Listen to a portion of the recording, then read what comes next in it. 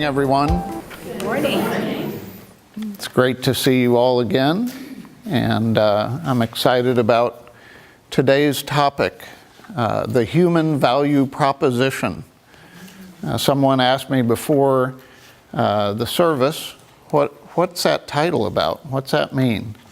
In business, when you have an idea that you'd like to develop into a business, it's called a value proposition. You put together a plan that brings that into manifestation. And so this is my attempt to offer you an idea that you'll find fairly familiar. Some of you are already living this idea, but it's a value proposition about humans, about how we move into a place where we can celebrate and live into the uniqueness of each individual rather than working on or living out of where a lot of us are right now, which is in crisis mode. I believe we're in a crisis today, a crisis of value. We have the problem of people first finding difference in someone else and then devaluing that person. And we see it throughout the world in all sorts of forms.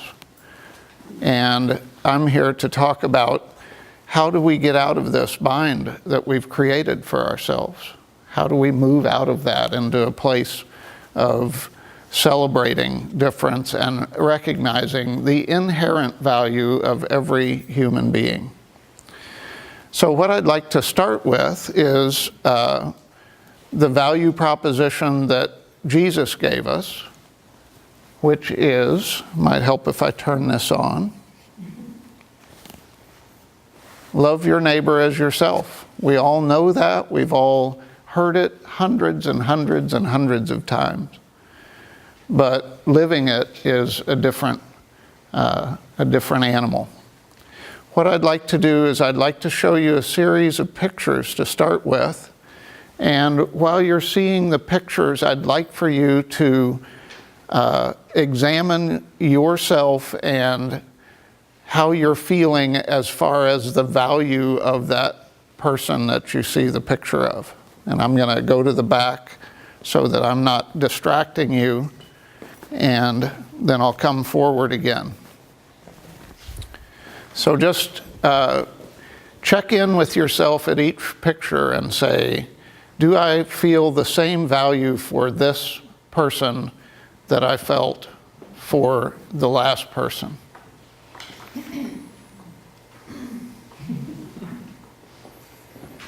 And all these pictures, by the way, are on a website called Unsplash, which has phenomenal free photography. So we often find value in infants because of their potential and their innocence.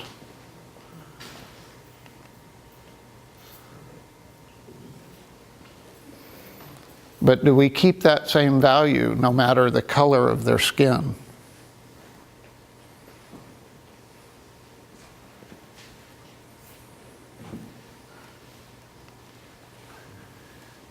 How about when that infant grows up, becomes a man? Do we value them the same?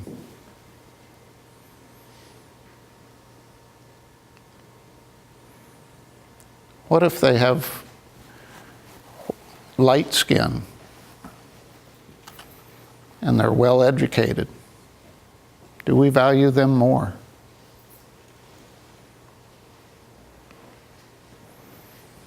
How about when we grow old? Do we lose value as we age?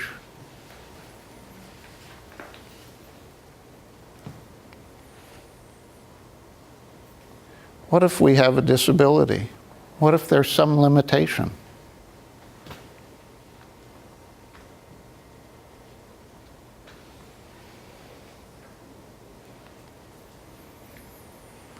What if we show emotion?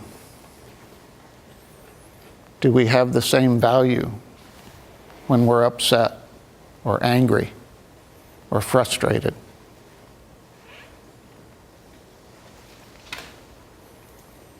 What if we're from another culture? We look different. We dress different. We have different life ways.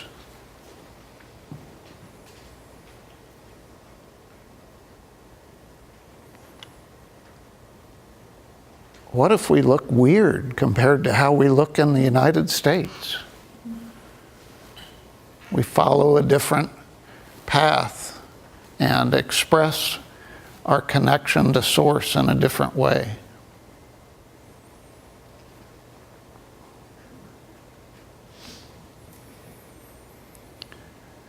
We all take on labels.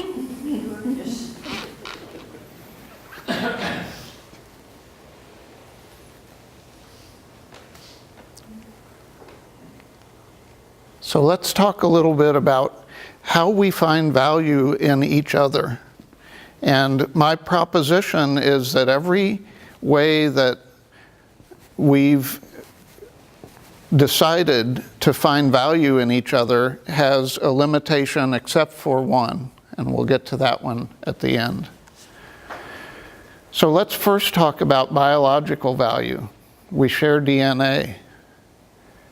I don't share DNA with anyone in this room. So maybe I have more value for, say, my daughters who share my DNA, or my parents or my siblings. Oftentimes, the most basic way that we find value in someone else is if they're family, if they share DNA.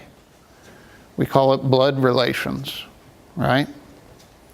Do you find more value in the people that you share DNA with than the people that you don't share DNA with? Or have you transcended that? It's a critical way that over the millennia we have survived. It's in our inherent way of living that at one point in time, the people that we shared DNA with were the most important people in our lives.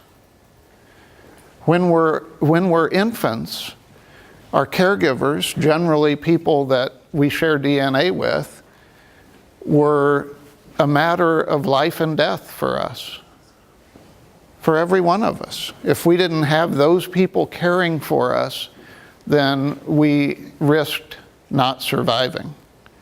And so it's deeply embedded in who we are that if we share DNA with somebody, then they're valuable to us.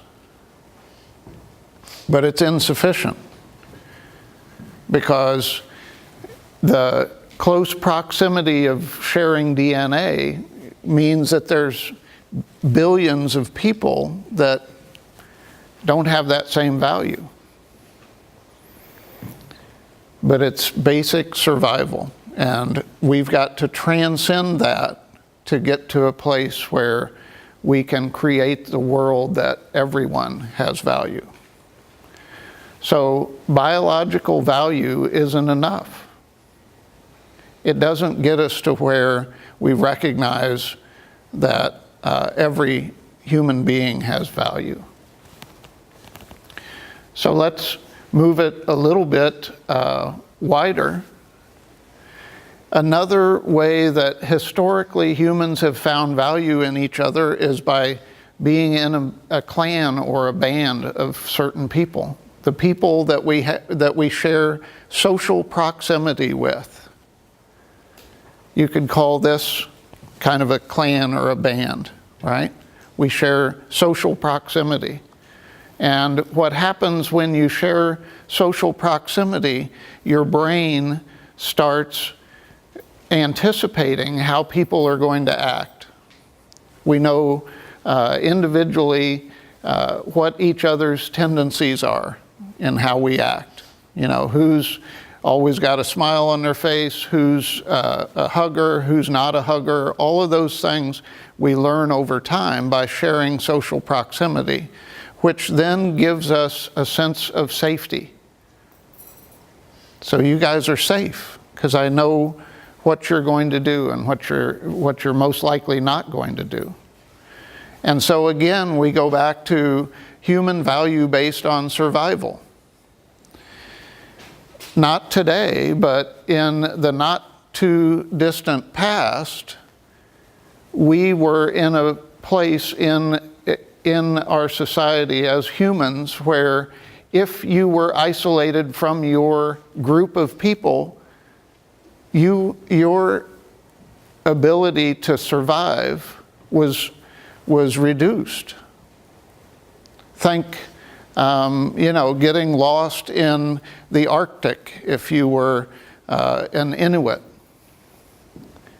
You were no longer around people that could share resources and that could keep you warm and all of that. You risked death if you didn't find value in your band of people. But again, we can't be in the same band. We can't have 8 or 9 billion people all feeling like they're in the same band of people and counting on each other. So it's insufficient. It's an insufficient way to find value in other people because there'll be somebody on the outside. So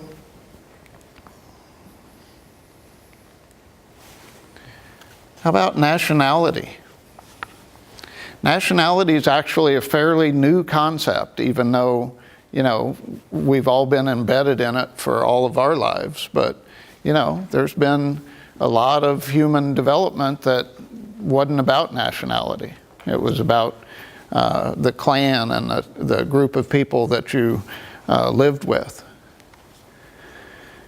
We find value in our membership in a nationality. Let me give you an example. The recent bombings in Sri Lanka. Every time I hear a news story in the United States about a bombing in another part of the world, the first comment is what happened, and the second comment is whether or not Americans were affected. Sri Lanka, there were hundreds of people that died, and we focused down onto, were there Americans? What were they doing there? Was it targeting us, et cetera, et cetera. We get that sense of tribalism, of whether, we're somehow affected. And if it's a bomb that didn't affect any Americans, then we feel a little bit better about feeling safe in the world. It shouldn't matter. That's incomplete value of other human beings by saying only if they're Americans do they have more value. It's still a human being that was killed, or in many cases, several human beings that were killed. So the idea that we have value because we're American is also pretty limited as well, because even with this grand experiment that we started over 200 years ago, when this grand experiment started, I had value. You guys didn't have value. You didn't have value. Nobody but European males had value. In America, when we started this experiment, the founders of our country limited the value to white European males. They had to be landowners. And landowners, right? People of some sort of means, right? So only until the late 1800s did we add in males of a different skin color. And only until, another 40 or 50 years after that did we add in women. Right? Women weren't even allowed to vote until the 1900s. 1920. Yeah. So we had limited value, except for, somebody like me who by accident of birth hit the lottery, right? And we have expanded that more and more. And we see it today most glaringly in our current debate about immigration. Who's American, who's not American, how do you qualify to be American, what way do you get here? All of that is about value, about how we value other human beings. And I agree that we can't be the breadbasket and the resource for everybody on the planet, but we can do a better job of attributing value to everybody on the planet. So nationality is another incomplete way of finding value in other human beings, because there's always somebody in and there's always somebody out. So, common interests. This is another way that we find value in each other. If you share my interest in spirituality, then you're more valuable than somebody who just wants to make a lot of money. I got to look at that. I need to find the same value in every human, no matter if they share my interest or not. What we end up doing, common interest is okay, because what you're doing is you're collecting yourself with other people who have the same thing you'd like to focus on, but the trick comes in adding judgment to the people who don't have that interest. And that's where we get into all of the fighting and the warring around common interests. It's okay to have common interests, but when we add judgment to it, we get into trouble. So common interest doesn't give us the inclusion that we want, that everybody has value. So this one might need a couple of minutes to explain, because most of us know how this feels, but you may not have a label for it.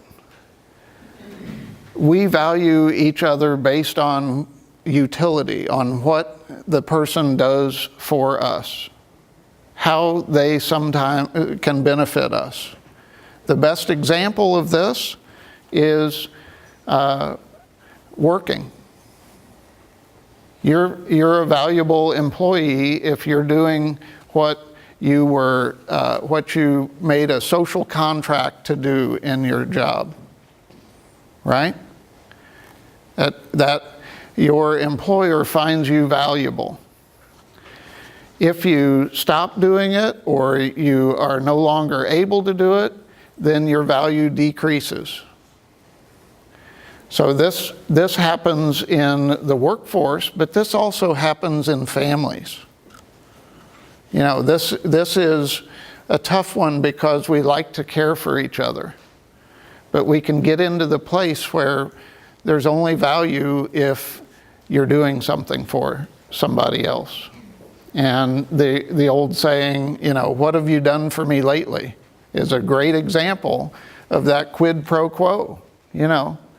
I find value in you if you cook me a great dinner, or you take out the trash, or, et cetera, et cetera, et cetera.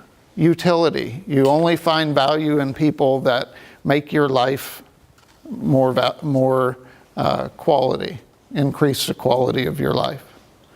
So utility is a tricky one to watch for because it happens, but it also means that if somebody doesn't have something to offer us, then they don't have value. And that's incomplete. Because there are people on this planet who don't have the functioning to be able to offer things to other people, and they still have inherent value. So let's talk a little bit about inherent value. What I'm talking about is that concept that every person ever created in whatever form is an expression of source energy. Every one of you is a unique expression that comes directly from source.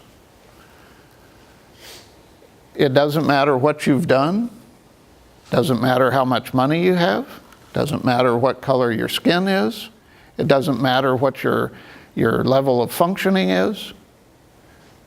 You are an expression of source. Therefore, you have value. That's what I'm talking about inherent value. And my proposition is until we live that, we're going to continue to have the problems we have with difference with other people. Understanding that it doesn't matter what you look like, what you act like, what you've done, what you've not done, you have inherent value. So one of my favorite quotations from the New Testament is, "Be in the world but not of the world." Our current culture sees difference. Our current culture instills fear when we see difference. Our current culture spreads hatred. And our current culture wages war. When we see inherent value in every human being, we are called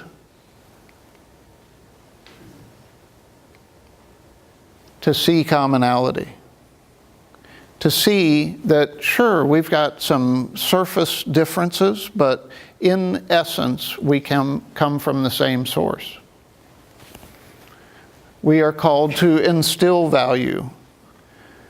Whether the person that we're in front of or not sees it in themselves, our job is to find value in them, to recognize that they are an expression of the divine.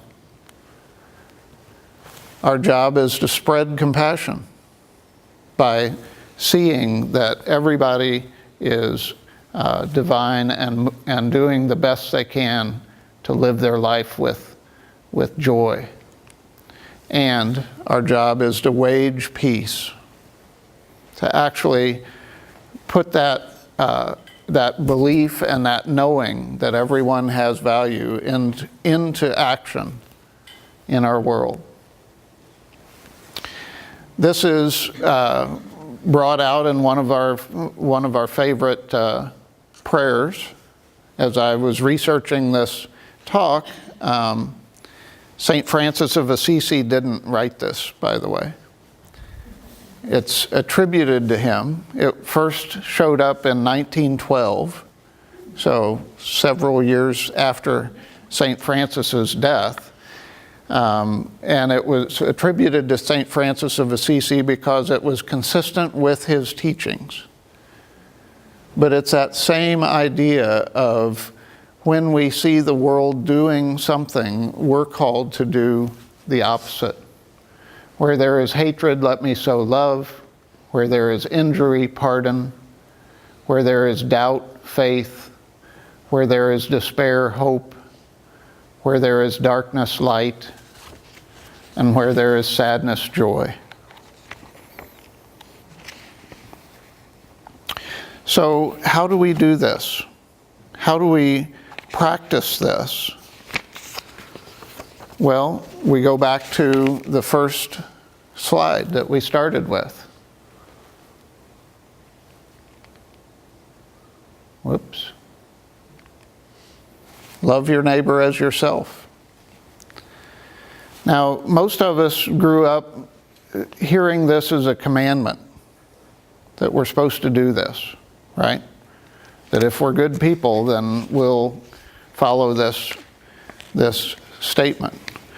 I actually think, I studied Greek, as many of you know.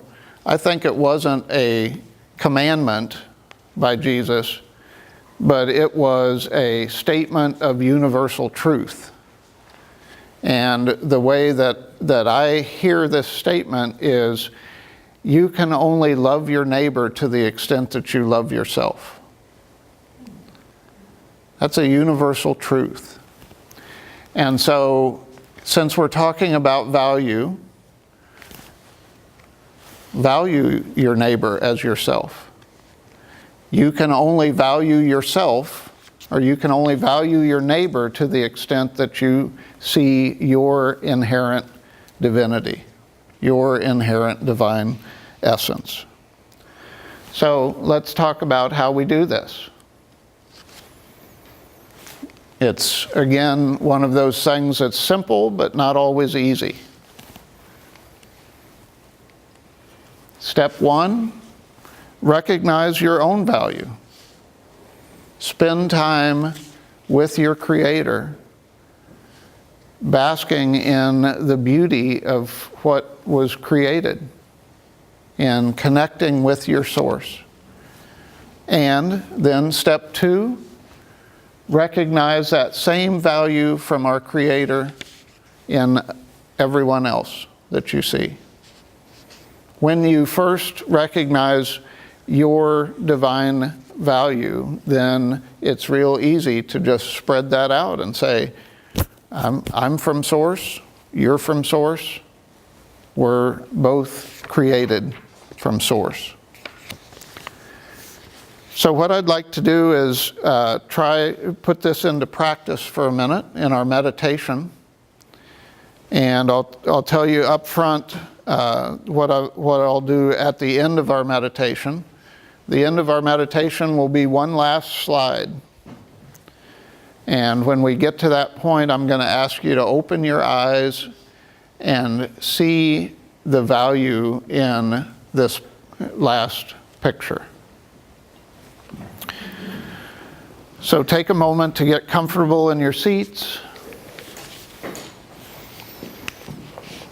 Check in with your body. If there's any place, any part of you that's tense or in pain, make an adjustment in your body or breathe into that area. Breathe down into that part of your body to say, thank you for bringing my attention, my consciousness to this need, and I'm going to supply oxygen to help relieve this pain. I'd invite you to close your eyes or soften your gaze.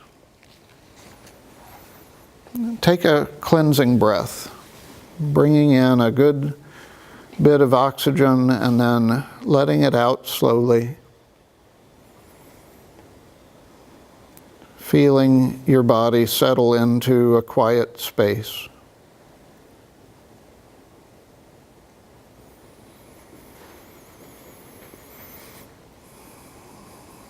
And then I'd invite you to let your mind know that it's not needed other than to process the words you're hearing me say.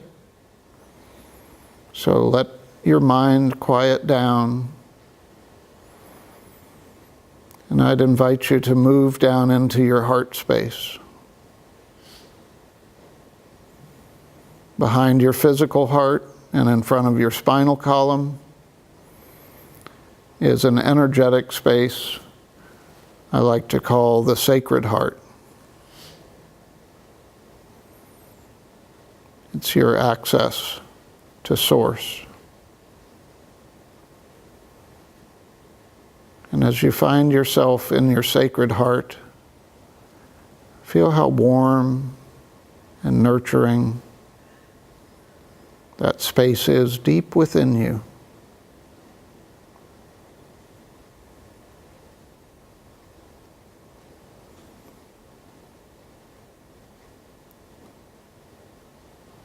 And now take a moment and feel source energy in that space with you, sharing that sacred space deep within you, the source of your being, the reason that you were created.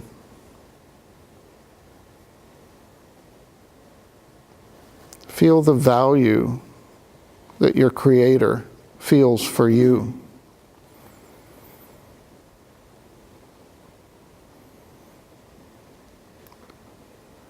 All of the wonderful ways that you navigate life. The physical body you were gifted. The emotional energy body you were gifted. The intellectual energy body or your mind that you were gifted. And the spiritual energy body or soul that you were gifted. Allow yourself to open to the love of the universe,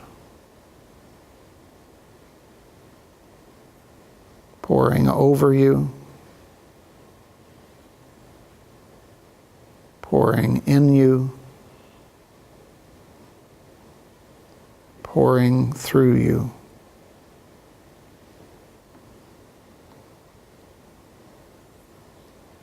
Allow yourself to fill up with the love of your Creator.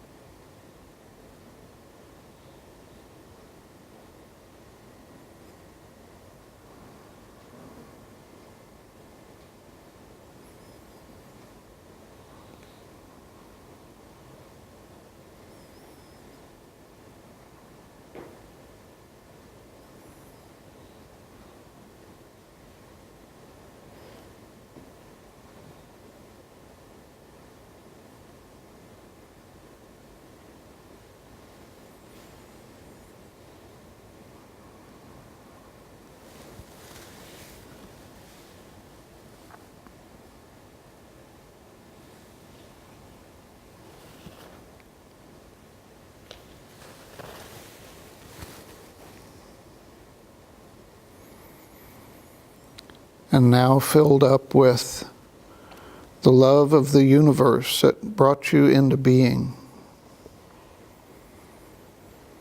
I'd invite you to gently open your eyes and look at the last slide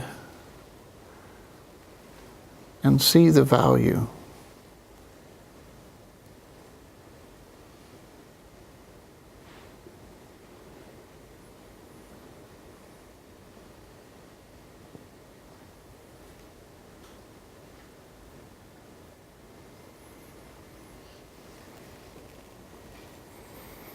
None of us have ever met this man.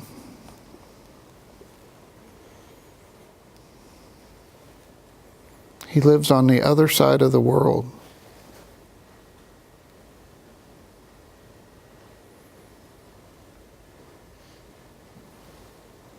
We don't share his life ways.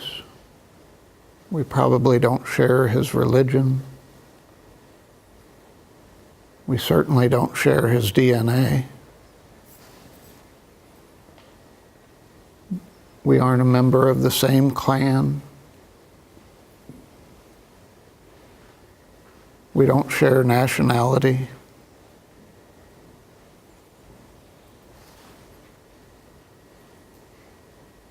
This man is an expression of the divine, just as you are.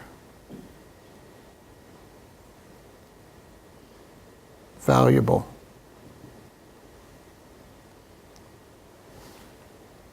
Worthy of dignity, freedom, love, respect, just as every creation of our Creator is.